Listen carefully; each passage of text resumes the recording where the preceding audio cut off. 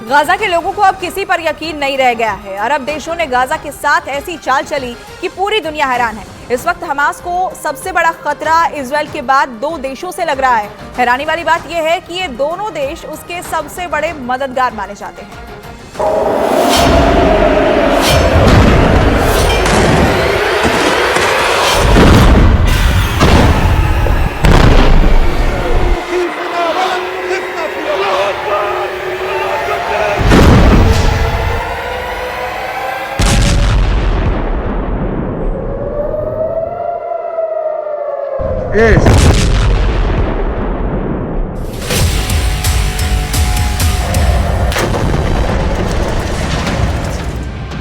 Gaza में 13,000 से ज्यादा लोगों की मौत हो चुकी है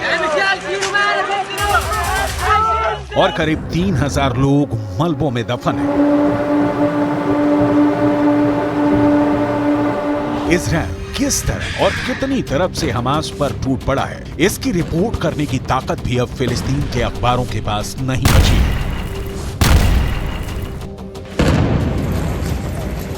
गाजा पट्टी के अंदर 40 से ज्यादा पत्रकार मारे जा चुके हैं और इजराइल फिलिस्तीन के अखबारों के पूरे नेटवर्क को ही तोड़ दे रहा है। इसीलिए अब गाजा पट्टी से वही खबरें सामने आ रही हैं जो इजराइल चाहता है।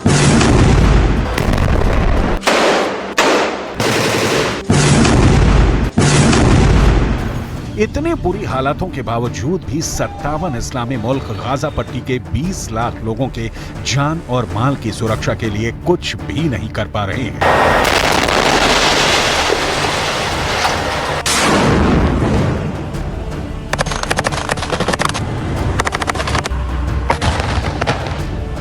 फिलहाल जो रिपोर्ट आ रही है उससे ये साफ लग रहा है कि उत्तर गाजा में भारी कोहराम मचाने के बाद अब इजराइल अपना पूरा फोकस दक्षिणी गाजा पर कर रहा है।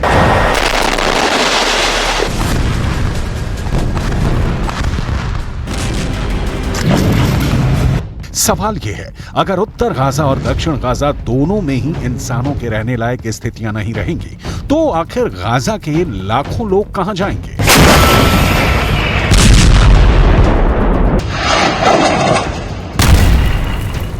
ऐसे खतरनाक हालातों में अगर 57 इस्लामिक देश एक साथ खड़े होते तो निश्चित तौर पर इजराइल पर दबाव बनाना बहुत आसान हो जाता, लेकिन आज स्थिति बिल्कुल अलग है।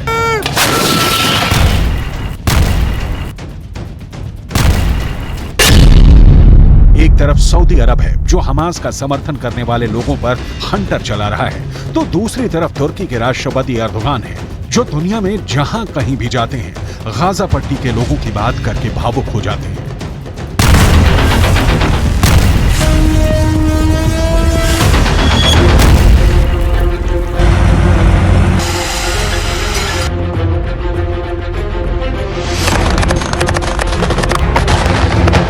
तुर्की के राष्ट्रपति एर्दोगान ने जर्मनी की राजधानी बर्लिन का दौरा किया है और जर्मनी के चांसलर ओलाफ स्कॉल्स के साथ उनकी द्विपक्षीय वार्ता हुई, लेकिन इस पूरी वार्ता के दौरान आर्थिक मुद्दे पूरी तरह से किनारे नजर आए और दूसरे सभी मुद्दे गाजा पट्टी के तनाव के सामने छोटे पड़ गए। आखिर कैसे? तुर्की के राष्ट्रपति एर्दोगान हमास के पक्ष में पूरी इस्लामी दुनिया को एक करने के लिए बेचैन हुए जा रहे हैं। ये पूरी हकीकत आपको विस्तार से आगे बताएंगे, लेकिन सबसे पहले बात करेंगे सऊदी अरब की, जहां एक ऐसी घटना हुई है जिस पर यकीन करना नामुमकिन नजर आता है। एक ब्रिटिश एक्टर और प्रेजेंटर इस्लाह अब्दुल रहमान फिलिस्तीन के लोगों के लिए सहानुभूति व्यक्त कर रहे थे, लेकिन उन्हें सहानुभूति व्यक्त करने से भी रोका गया और सऊदी अरब की पुलिस ने उन्हें हिरासत में भी ले लिया।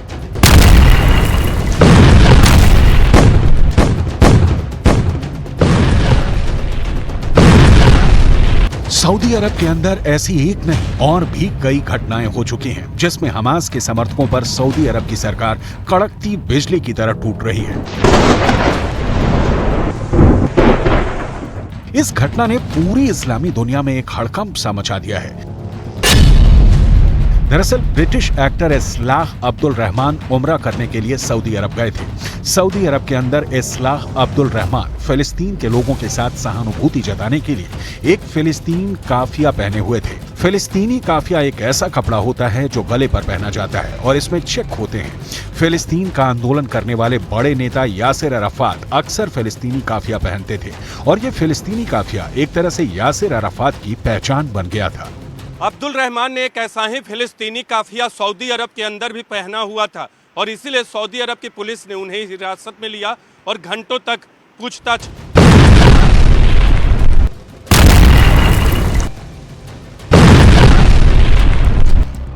सऊदी अरब की पुलिस ने ब्रिटिश एक्टर अब्दुल रहमान से यह पूछा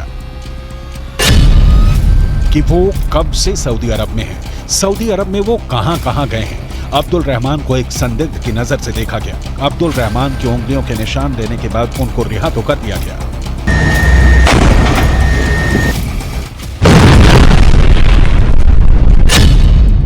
लेकिन उसके बाद वो बहुत ज्यादा भयभीत हो गए। उन्होंने मिडिल ईस्ट के एक न्यूज़पेपर से बात करते हुए कहा कि वो फिलिस्तीन के साथ सहानुभूति दिखाना चाहते थे, लेकिन उन्हें ये करने नहीं दिया गया।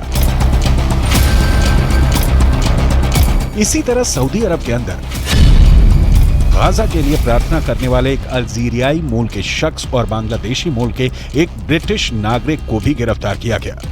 बात एकदम साफ है कि सऊदी अरब का सऊदी राजवंश ये नहीं चाहता कि उसकी धरती पर किसी भी तरह का विरोध प्रदर्शन की संस्कृति का जन्म हो। सऊदी राजवंश को ये बात बहुत अच्छी तरीके से पता है कि जो लोग आज फिलिस्तीन के समर्थन में सड़कों पर उतरेंगे, कल उसकी ही सरकार के खिलाफ ये लोग विरोध प्रदर्शन कर सकते हैं। इसीलिए सऊदी राजवंश प्रोटेस्ट के कल्चर को ही पूरी तरह से ख़त्म करना चाहता है।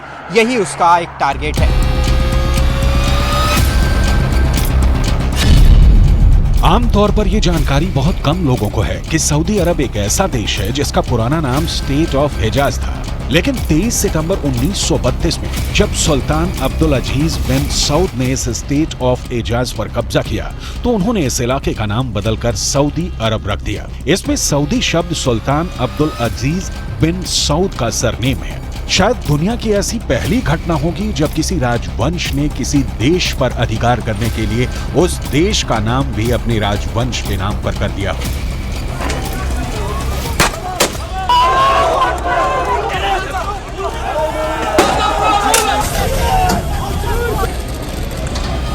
एक तरफ सऊदी अरब हमास के समर्थकों पर हंटर चला रहा है, उन्हें गिरफ्तार कर रहा है और उनको ये नसीहत दे रहा है कि किसी भी तरह का प्रदर्शन स्वीकार नहीं किया जाएगा। जबकि दूसरी तरफ तुर्की के राष्ट्रपति एर्दोआन पिछले 1 महीने से लगातार आंसू बहा रहे हैं। Çünkü insana saygımız bizim। तुर्की के राष्ट्रपति एर्दोआन ने बर्लिन का दौरा किया और इस दौरान उनकी द्विपक्षीय वार्ता जर्मनी के चांसलर ओलाफ स्कोल्ज के साथ हुई है। एर्दोआन आर्थिक मुद्दों पर बातचीत करने के लिए बर्लिन आए थे, लेकिन सारा मामला खटाई में पड़ गया और सबसे ज्यादा मतभेद गाजा के मसले पर हो गए। जर्मनी को तुर्की के राष्ट्रपति एर्दोआन की वो बात सबसे ज्यादा नागवार गुजरी जिसमें एर्दोआन ने जर्मनी के इजराइल को किए जा रहे समर्थन को लेकर एक ऐतिहासिक तंज कसा।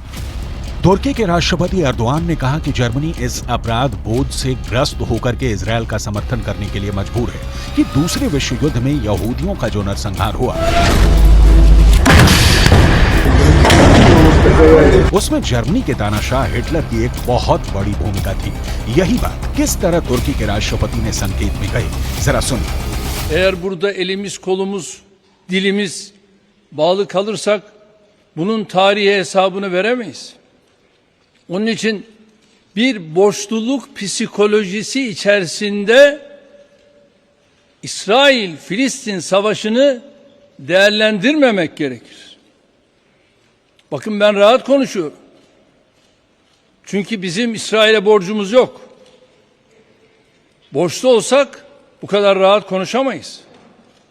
Ama borçlu olanlar rahat konuşamıyorlar.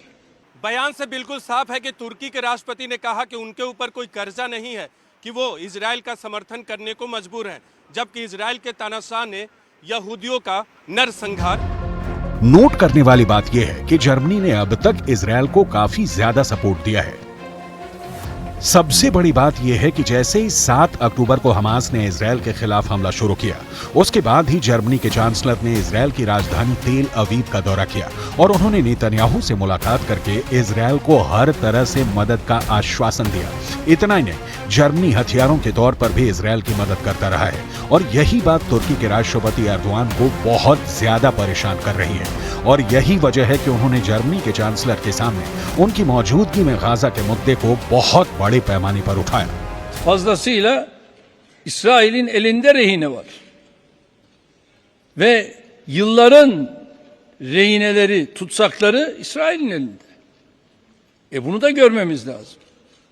Bunu görmezsek bu da haksızlık olur. दूसरे विश्व युद्ध के दौरान जर्मनी के दानाशाह एडोल्फ हिटलर ने यहूदियों का नरसंहार करने के लिए बाकायदा संस्थाएं बनाई थी और इन संस्थानों में पूरे यूरोप के अंदर करीब 60 लाख यहूदियों को मार दिया गया था। एडोल्फ हिटलर एक समाजवादी राष्ट्रवाद की राजनीतिक विचारधारा के अनुयायी थे और हिटलर ने जो कुछ भी किया उसके बाद जर्मनी के अंदर कभी भी कट्टर राष्ट्रवादी पार्टी उभर ही नहीं सकी। लेकिन अब तुर्की के राष्ट्रपति एर्दोआन साफ तौर पर यह कहना चाहते हैं कि अगर हमास ने जो किया वो गलत है, तो अब गाजा के अंदर जो इजरायल कर रहा है उसकी भी निंदा होनी चाहिए।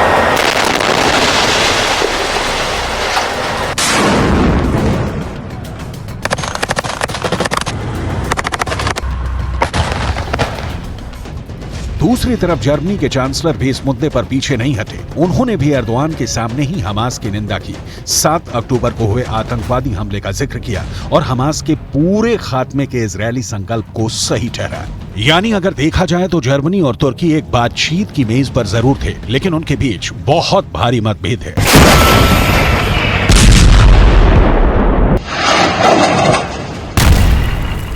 Ich will das noch einmal unterstreichen. Für uns jedenfalls bleibt es dabei, dass es jetzt notwendig ist, auch für eine langfristige, friedvolle Perspektive, dass die Hamas nicht mehr in der Lage sein kann, diese Aggressionshandlung vorzunehmen, wie wir sie am 7. Oktober gesehen haben. Wir sind, wie Sie merken, in guten Gesprächen miteinander, trotz unterschiedlicher Meinung. एक बात तो साफ है कि Gaza पट्टी और West Bank समेत पूरा फिलिस्तीन अकेले पड़ गया है और उनकी सुनने वाला या उनके जख्मों पर मरहम लगाने वाला कोई नहीं है। तुर्की हो, मिस्र हो, ईरान हो या जॉर्डन हो, वो जुबानी खर्च तो कर सकते हैं, लेकिन इजराइल के खिलाफ एक्शन लेने की हिम्मत अब तक किसी ने नहीं जुटाई है। रियाद के अंदर सऊदी अरब की अगुवाई में इस्लामिक देश का एक सम्मेलन हुआ था, जिसमें गाजा पट्टी के मुद्दे को प्रमुखता से उठाया गया, लेकिन इस पूरी बैठक के बाद भी घोषणा पत्र जारी नहीं हो पाया। यानी ये साबित हो गया कि इस्लामी देशों में गाजा पर कोई सहमति नहीं बन पाई है। अब ऐसे में इजरायल के पास पूरी ताकत है और उस ताकत का इस्तेमाल हमास के लड़ाकों पर क्रूरता पूर्वक किया जा रहा है।